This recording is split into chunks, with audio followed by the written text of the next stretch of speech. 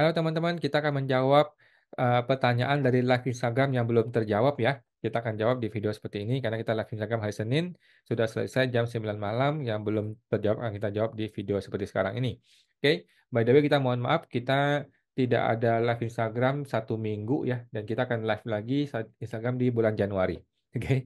Eh, dari Ibu Rizemi, Malam Pak Awan, untuk pembuatan sertal NPWP suami istri, apakah bisa diurus istrinya saja? Gua rasa bisa, coba diusahakan ke kantor pajak, bilang aja saya istrinya gitu ya. Bisa nggak? Kalau bisa ya bisa, kalau nggak bisa ya sudah terpaksa suaminya ikut. Em, Berhubung ini istri, mungkin bisa ya dibikin kuasa ya. Mungkin lebih baik Ibu bikin surat kuasa deh, bikin surat kuasa ya. Tetapi gue dapat informasi terbaru bahwa Sertel nggak dipakai lagi di Cortex. Jadi ada informasi terbaru lagi bahwa Sertel sudah tidak bisa dipakai di Cortex. Jadi ya kita tunggu aja deh nanti Januari deh Bu. Jadi kembali lagi akhirnya nggak perlu menjadi terburu-buru ya karena serba tidak jelas Cortex ini. Semua teman tuh Bu Rizemi. Bapak JWX, kapan Sertel itu dipakai? Sertel itu dipakai ketika ngurusin faktur pajak, ngurusin PPh unifikasi, dan lain-lain ya.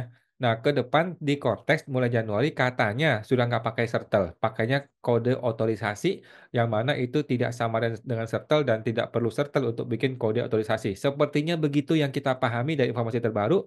Jadi sementara mau dibikin setter boleh dibikin aja, nggak ada masalah. Tetapi kalau nggak sempat mau liburan ya udahlah nggak usah lah nanti aja deh. Oke, semua teman tuh Pak JWX. Bapak saya Pramdani, izin Pak, saya dalam proses masuk kerja di perusahaan tambang batu bara.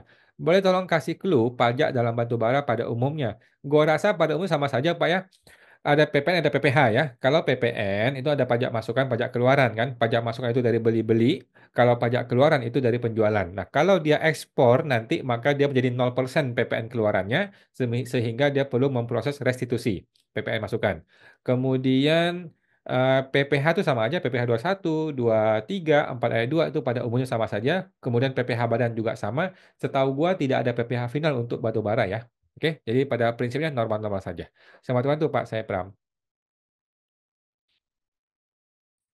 Ibu Revalian, nah kalau kita ikut TA tidak usah melapor mundur nih kan, nanti 0,5%-nya terhitung sejak 2024 ya, bukan dari mulainya usaha. Jawabannya dari SPT tahunan pertama kali Bu.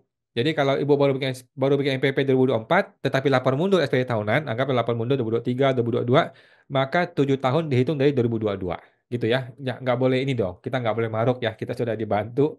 eh, 7 tahunnya tetap dimulai dari kita pertama kali lapor SPT atau dari pertama kali bikin NPWP mana yang lebih duluan gitu ya.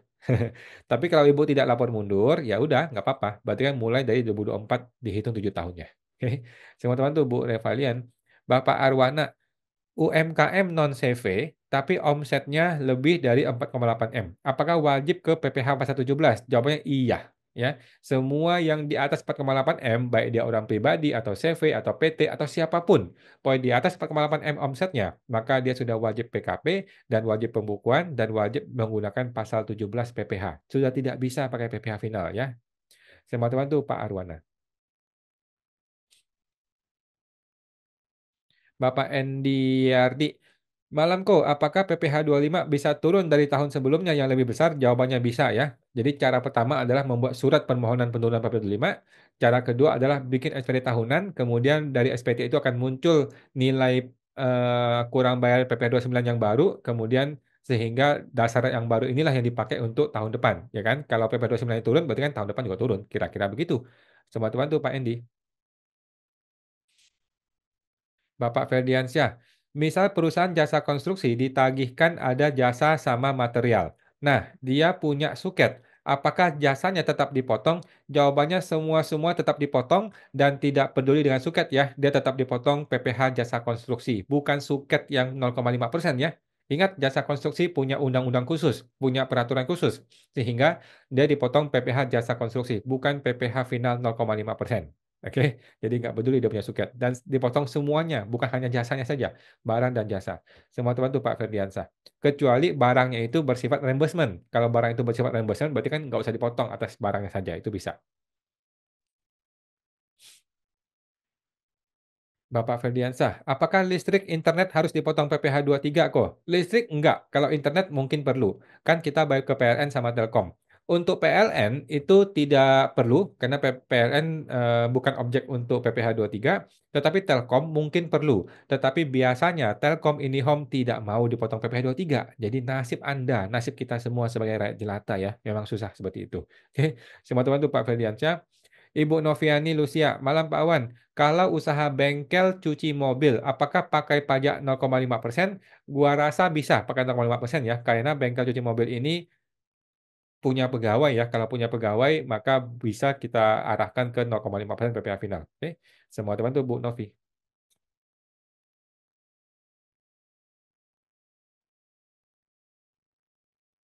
Ibu Liskolis, kok bisa dijelaskan tax allowance dan tax holiday? Wah, cek di Google aja Pak ya. Cek di Google, ini cuma istilah aja. Sama aja sih pada intinya, tapi coba cek di Google aja supaya lebih pasti. Gua takutnya salah kalau menjelaskan terlalu teknis seperti ini ya. Mohon izin ya Pak Kolis.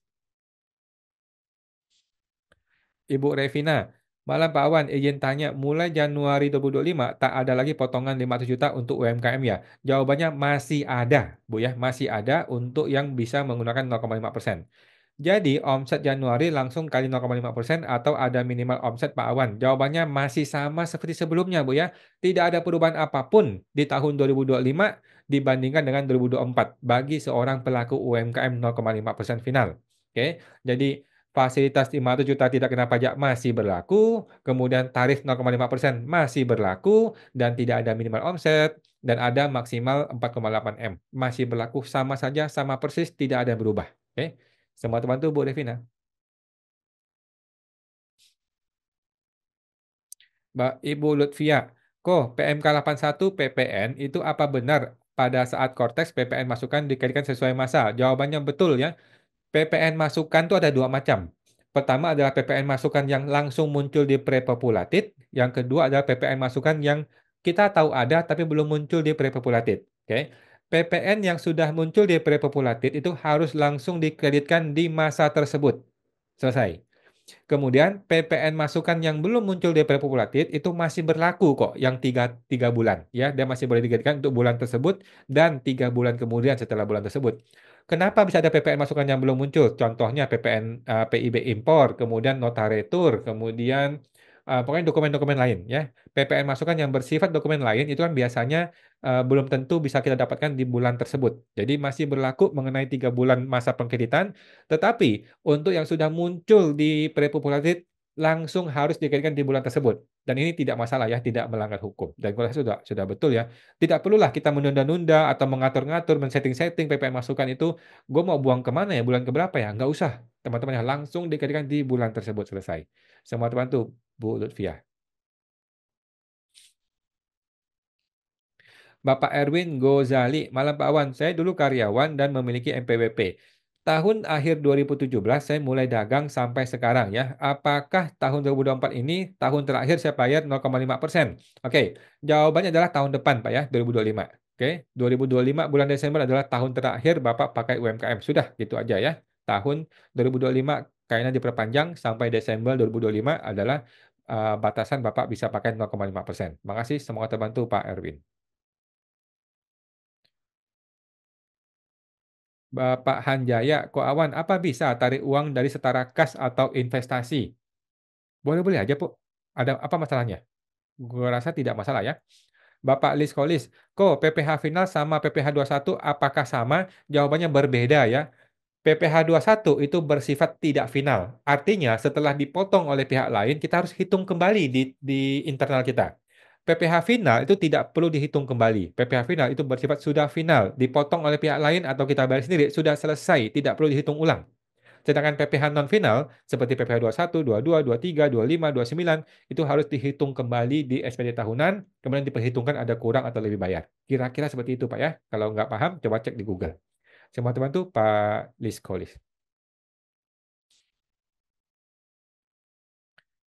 Bapak UU Midnight. Makasih kawan, sama-sama. Bapak Revalian, harta hanya 400-500 jutaan saja Pak. Oke, kalau 400-500 juta ya cukup lapor sekali aja ya. Setahun saja 2024 aja cukup. Oke, nggak perlu sampai 2-3 tahun. Semua teman tuh Bu Revalian.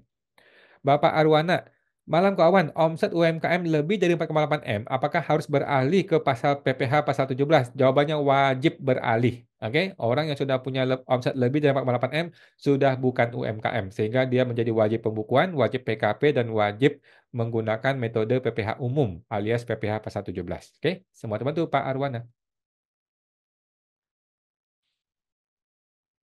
Ibu Heni Juliana, PPN untuk minyak curah 11% ya, 1 DTP terus buat faktur pajak bagaimana ya? Gua masih kurang jelas mengenai apakah dia termasuk dalam kategori yang diistimewakan, yang dapat bantuan 1% dari pemerintah, oke? Jadi, kalau dia dapat bantuan 1% dari pemerintah, itu bagaimana mekanismenya, bagaimana teknisnya, kita belum tahu. Apakah harus bikin 2 buah faktur, satu 11%, satu 1%, atau bagaimana kita belum tahu ya, kita tunggu PMK-nya, kita tunggu petunjuk teknis dari pemerintah, oke? Intinya nggak usah khawatir dulu, nanti kita lihat di Januari ya, atau di akhir Desember akan ada peraturannya. Semua terbantu Bu Heni. Ibu Revalian, harta barang dagang aja ya Pak, kalau rekening cuma belasan juta saja. Lapor semua Bu ya, lapor semua termasuk barang dagang, termasuk uang di rekening, walaupun cuma belasan juta, bolehlah dilapor juga ya. Semua terbantu Bu Revalian. Bapak Mei 21, thanks kok sama-sama. Bapak Jul Sembok, makasih kok sama-sama. Ibu Siana sama-sama. Ibu Hesti, omset 0,5%, mah 5 miliar ya Pak? Gimana? 4,8 Pak Ibu ya. Batasan UMKM 0,5% adalah 4,8 miliar saat ini ya. Apakah nanti diturunkan kita belum tahu.